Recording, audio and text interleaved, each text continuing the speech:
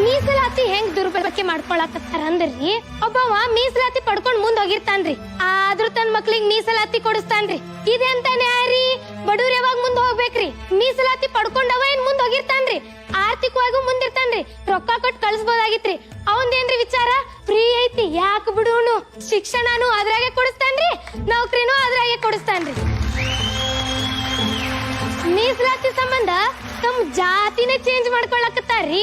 ಮತ್ತ ಜಾತಿ certificate change ಮಾಡ್ಕೊಂಡು ಮೀಸಲಾತಿ ಹೆಂಗ್ ದುರ್ಬಳಕೆ ಆಗತ್ತದಂದ್ರ, ಒಂದ್ ಮಗು ತನ್ ತಾಯಿ ಕಳ್ಳನ್ನು ಹಂಚ್ಕೊಂಡ್ ಹುಟ್ಟಿರ್ತದ್ರಿ, ಅದೇನೆ ತನ್ ತಾಯಿ ಕಳ್ಳನ್ ಕಿತ್ತಂಗ ಆಕೈತ್ರಿ. ಇದ್ ಹೆಂಗ್ ಆಗ್ಬೋದು ಹೇಳ್ರಿ ನೀವೇ?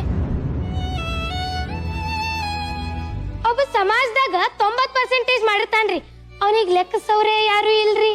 ಹಿಂಗಾದ್ರ ನಮ್ ಸಮಾಜ ಮುಂದ್ ಹೋಗುದಿಲ್ರಿ. ನಮ್ ಸಮಾಜಕ್ಕ ಟ್ಯಾಲೆಂಟ್ ಬೇಕ್ರಿ.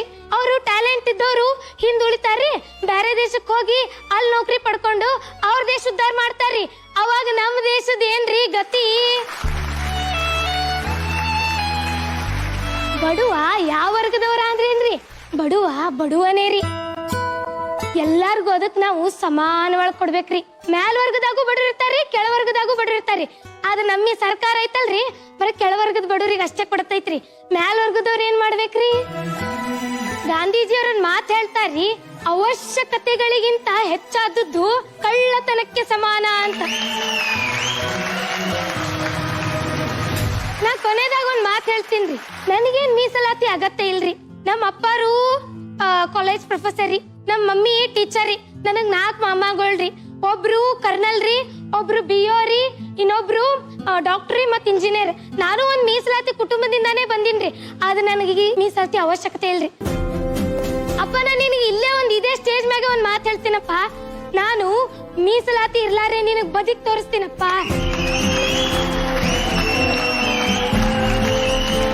ಕಡೆಯದಾಗ ಒಂದ್ ಮಾತು ಹೇಳಿ ಮುಗಿಸ್ಬಿಡ್ತೀನ್ರಿ. ಹೊಟ್ಟೆ ತುಂಬದಾದ್ಮೇಲೆ ತಿಂತಿರಲ್ರಿ ಒಂದು ತುತ್ತು, ಅದು ನಿಮ್ಮದಲ್ರಿ. ನನ್ನಂಗ ಈಗ ನಾ ಮೀಸಲಾತಿ ಬಿಟ್ಟು ಕೊಡ್ತೀನ್ರಿ. ನನ್ನಂಗಿಲ್ ಎಷ್ಟು ಜನಕ್ ಮೀಸಲಾತಿ ಅವಶ್ಯಕತೆ ಇಲ್ರಿ, ದಯಮಾಡಿ ಬಿಟ್ಟು ಕೊಡ್ರಿ. ಒಬ್ರಿಗದು ಸುವರ್ಣ ಅವಕಾಶ ಆಕೈತ್ರಿ. ಇಷ್ಟ ಹೇಳಿ.